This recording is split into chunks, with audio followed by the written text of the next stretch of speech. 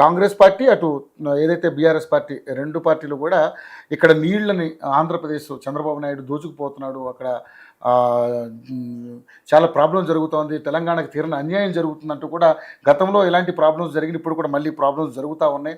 ఈ బనకచర్ల ప్రాజెక్టు కడితే తెలంగాణకి తీవ్ర నష్టం జరుగుతుందంటూ కూడా రకరకాల ఎలిగేషన్స్ వస్తూ ఉన్నాయి.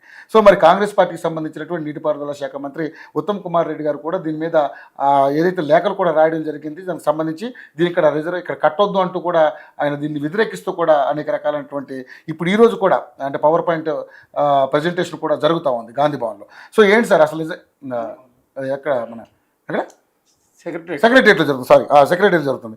సో ఏంటి సార్ దీని మీద ఏంటి అసలు మీకున్నటువంటి సమాచారం ఏంటి? యోయో టీవీ ప్రేక్షకులకు మాతో పాటు ఆయనలో ఉన్న అందరికీ నమస్కారం.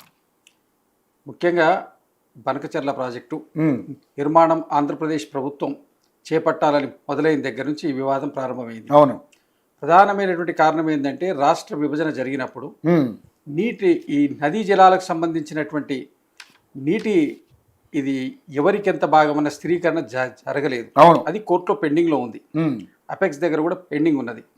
ఈ సందర్భంలో కొత్త ప్రాజెక్టులు ఏవి కట్టొద్దు అనేది అక్కడ ఉమ్మడి ఎప్పుడైతే విడిపోయినప్పుడు ఉన్నటువంటి ఒప్పందం, దాన్ని అతిక్రమిస్తూ ఆంధ్రప్రదేశ్ ప్రభుత్వం ఏదైతే ఇది నిర్మాణం చేసింది, ఇంతకుముందు రాయలసీమకు లిఫ్ట్ ఇరిగేషన్ పెట్టి అక్కడ కూడా కొంత డీవియేషన్ జరిగింది వాటర్ అనేది డిస్ప్యూట్ ఉంది కృష్ణా వాటర్ మీద.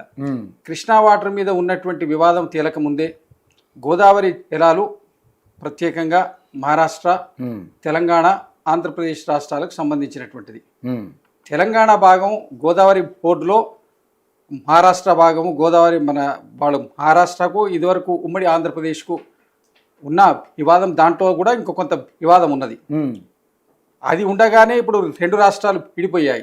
రెండు రాష్ట్రాలు విడిపోయిన తర్వాత వీటికి ఎంత నీటు, ఏ రాష్ట్రానికి ఎంత నీరు అనేది స్థిరీకరించకుండా ఇప్పుడు కొత్త ప్రాజెక్టులు చేపడితే మీరు చెప్పేది ఏంటంటే ఫ్లడ్ వాటర్ మీద మేము ఏదైతే వరద నీళ్ల మీద, సముద్రంలో కలుస్తున్నటువంటి నీళ్ల మీద మేము కడుతున్నామని, అది నిర్ధారణ కావాలి కదా.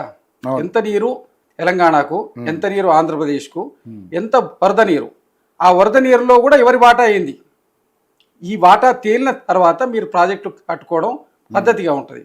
అదే కానీ ఇది కేవలం ఏదో దీన్ని కొద్దిగా మసిపూసి మారేడుకాయ చేసిన విధంగా బనకచర్ల ప్రాజెక్టు ప్రారంభం చేసే పుల్లపల్లి దగ్గర ఒకటి రిజర్వాయర్ కట్టి అక్కడి నుంచి సొరంగ మార్గం తీసుకొని వెళ్ళి ఏదైతే పెన్నా బేసిన్కు ఈ వాటర్ని టోటల్గా షిఫ్ట్ చేసి రాయలసీమను మీకు దేశంలో రాయలసీమ ప్రజలకు చాలా దాదాపు 80 లక్షల మందికి తాగునీరు, సాగునీరు అందే అవకాశం ఉందంటున్నారు. ఇక్కడ మనకు అన్యాయం జరగకుండా తెలంగాణ రాష్ట్రానికి, తెలంగాణ ప్రజలకు, తెలంగాణ రైతులకు అన్యాయం జరగకుండా ఎవరేది తీసుకుపోయినా ఎవరికీ అభ్యంతరం ఉండదు. అది తేలక ముందే మీరు త్వరపడి అడుకుంటే తర్వాత జరిగేటువంటి పరిణామాలకు, భవిష్యత్ తరాలకు ఇప్పుడున్నటువంటి అధికారంలో ఉన్నటువంటి ఏ పార్టీలైనా ఏ ప్రభుత్వాలైనా జవాబుదారీ అవ్వాల్సి వస్తుంది.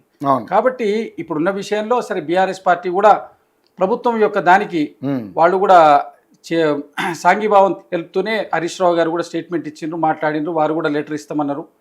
ఇప్పుడు వీడు ఉత్తమ్ కుమార్ రెడ్డి గారు కూడా మొదలు బనకచర్ల గురించి చర్చ వచ్చినప్పుడు మీరు వినండి, మీరు కనుక ఒక స్థిరంగా ఏదన్నా సెంట్రల్ గవర్నమెంట్ తోటి టెంపరీ పర్మిషన్స్ తీసుకొని మీరు వర్క్ చేసినా కూడా మేము కోర్టుకు పోతామని కూడా చెప్పడం జరిగింది.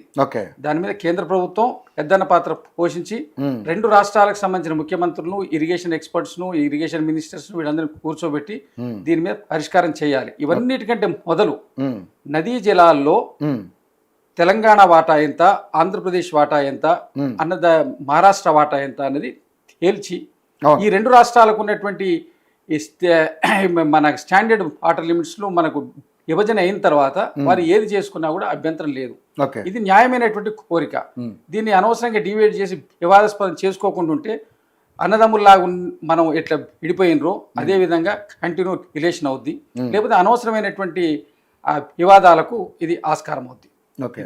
సో మరి నిజంగా ఈ రోజు సెక్రటరియట్ లో ముఖ్యమంత్రి గారు ఇనిషియేటివ్ తీసుకొని ఇరిగేషన్ మినిస్టర్ గారు, ముఖ్యమంత్రి గారు, ఆల్ పార్టీస్ ఎంపీస్ను అండ్ రాజ్యసభ అందరినీ పార్లమెంటుకు సంబంధించిన వాళ్ళందరినీ పిలిచి దీని మీద పవర్ పాయింట్ ప్రజెంటేషన్ ఇచ్చి దీని మీద సెంట్రల్ గవర్నమెంట్ తోటి మనం ఎట్లా ఫైట్ చేయాలన్న దాన్ని ఓకే ఒక ప్రతిష్టాత్మకంగా చేస్తున్నారు. ఓకే కాబట్టి ఇది ఆంధ్రప్రదేశ్ మన తెలంగాణ రాష్ట్ర ప్రజల యొక్క హక్కును కాపాడుకోవడానికి ప్రభుత్వం చేస్తున్నటువంటి కృషి. దీనికి అన్ని పార్టీలు సహకరించాలి, అందరు ప్రజలు కూడా సహకరించాలని కాంగ్రెస్ పార్టీ యొక్క విజ్ఞప్తి. Okay right. ఇక సార్ రామ్మోహన్ గారు చెప్పండి సార్, నిజంగానే మరి అంటే తెలంగాణకి ఆంధ్రప్రదేశ్కి సంబంధించినటువంటి ఈ బనకచెర్ల ప్రాజెక్టు అంశంలో ఇరు రాష్ట్రాలు కూడా పరస్పరం ఒక